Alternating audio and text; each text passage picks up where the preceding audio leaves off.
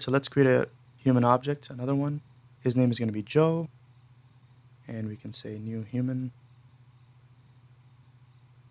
just like that. Notice what I did here. I created a variable as well as assigned the object on the same line. So I just wanted to show you that variation, that you can do that on the same line. Up here, we split it up into two lines. We're doing it in the same line here. Both ways are fine. So I'll just fill this out with some information. Alright, so I filled that out. Now we can ask Joe to speak. And when I run this, we will see both Tom and Joe speaking. So this is what happens when Tom speaks, and this is what happens when Joe speaks. And that behavior is defined in the class itself. So if we go to the human class, it's defined here. And we're invoking the method on the human objects.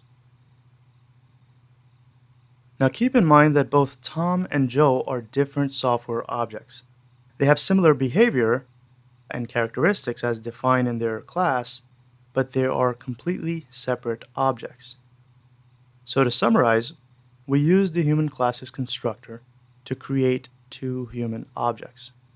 And we assign those objects to variables, right, of type human.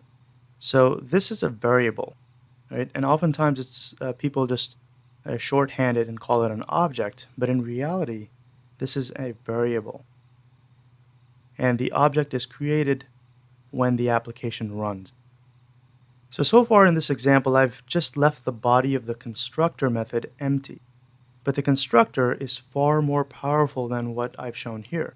Remember that the constructor is intended to provide instructions for how objects of that class should be constructed or created or born, so to speak, as in this silly example.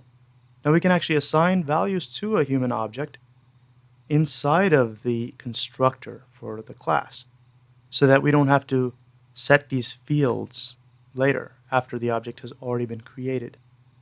So let's modify the constructor to set the fields for humans.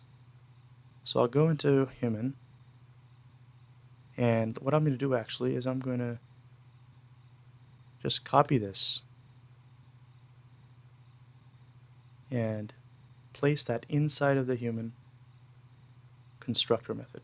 And I'll remove the actual object variable here. By the way, this Tom is also referred to as a reference variable. All right, some more terminology. Let's get back to this class, the Earth class. I want to go over a little bit of terminology. This variable that we defined, Tom, is known as an instance variable. It points to the actual object, the actual instance, right? And it's referred to as an instance variable. Right? Some people also call it as an object variable. But it's important to keep in mind that this is just a variable, and the actual object is created when this statement is executed. The location for where the object is created in memory is basically referenced by this particular variable. And if that doesn't make sense to you right now, don't worry. Those little details will clear up soon as you get more practice in the course. Right, so let's get back to the human constructor. And now I'm assigning the age, the eye color, the height in inches, as well as the name. I want you to guess what will happen when we run this application again. So let's get back to Earth. I'll get rid of Tom, and I'll get rid of Joe's, basically everything in here. And I'll create a new human. We'll say human 1 is equal to new human. Create a couple of humans. Human 2 is equal to new human. 3. And what we'll do is we'll ask these human objects to speak. We'll ask all of them to speak.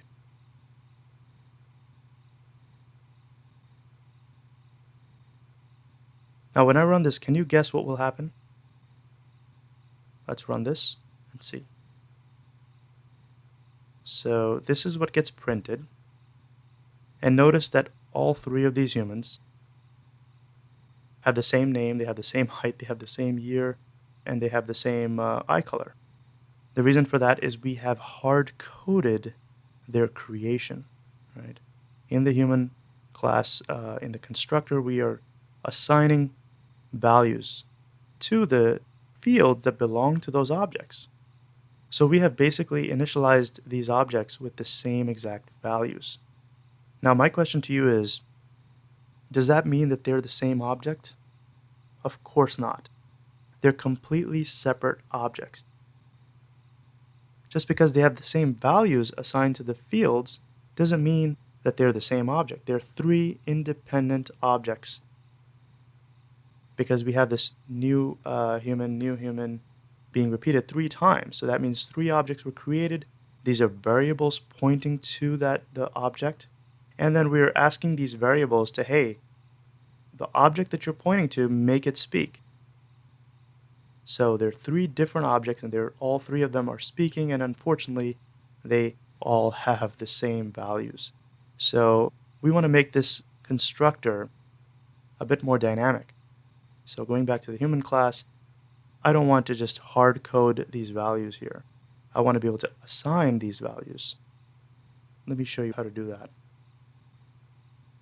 What I'll do is I'll get rid of this constructor from this class, and when you right-click and you go to Source, Eclipse provides a handy refactoring or code filling utility. And you go to Generate Constructor using Fields. When you click that, you use the fields here, leave them all checked, and hit OK. And now we have made this constructor more dynamic. We're not hard coding those values in here. We're actually expecting the caller of this human constructor method to pass in values that will be then assigned to that object's fields. So going back in Earth, notice that this method is no longer valid. It's saying add arguments to match the human constructor. So let's click that, and let's give some values. So the first value was age, we'll say is 25. We'll create a new Tom. Height in inches, we'll say he's 76 inches tall, super tall guy. And the eye color, we'll say his eyes are blue. So similarly for the second human, we can give him some values. So when you're inside of these brackets, you can actually control space, and it pops out this IntelliSense that tells you what are the variables, in which order we should give them. So we can give the name first. So we'll say this is Joe, and the second variable is the age. So let's give him age of 28, height in inches, 68, and we'll give him green eyes. And to keep things simple, I'm just going to have 2 humans. So when I run this, notice that the values are different. Tom speaks different values and Joe is speaking different values. That's because we have initialized, we have instantiated these objects with different values.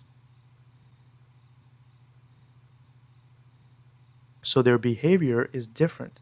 What is their behavior? If you go back to human, inside of this is their behavior. So it's actually, even though it's the same behavior, but the actual execution of the code is different. Now, just a quick repeat, if we go back to human and we look at the constructor here, now our constructor is far more flexible. The callers of this constructor method can pass in the values that they please, and the human object will be created with those fields properly assigned. Let's talk a little bit about this keyword here that you're seeing. This keyword is actually a variable in Java, and it points to the current object. Back in Earth class, the first variable that we created, the first human object that we created here, is an instance of the human class. And to represent this particular instance, this variable is being used in its class definition. Right? So in short, this keyword is actually a variable that references this particular instance. And during this execution, when this line is executing, the this variable is pointing to this object. Now don't worry if that sounds a bit confusing. Once you go through some practice assignments in the course, it'll become much clearer. Now I want you to try an exercise, and that is to create a class called zoo and create another class called animal. In the zoo class, you can define the main method, which again, remember, is the starting point or the entry point of our application. And in the animal class, define general attributes that all animals in a zoo may have. For example, their age, their gender, or weight in pounds, or whatever. Along with these fields, also define behaviors that all animals can conduct at a zoo, such as eat or sleep. After defining the specification in the class, create 3 instances of the animals. So basically 3 animal objects in the zoo class's main method, right? And invoke their eat and sleep methods. Play around with this, be creative. Create 2 other classes for bird as well as fish, and give them methods like fly and swim. And create those objects in the zoo class as well. All right, so try that out on your own first, and then move on to the next lesson.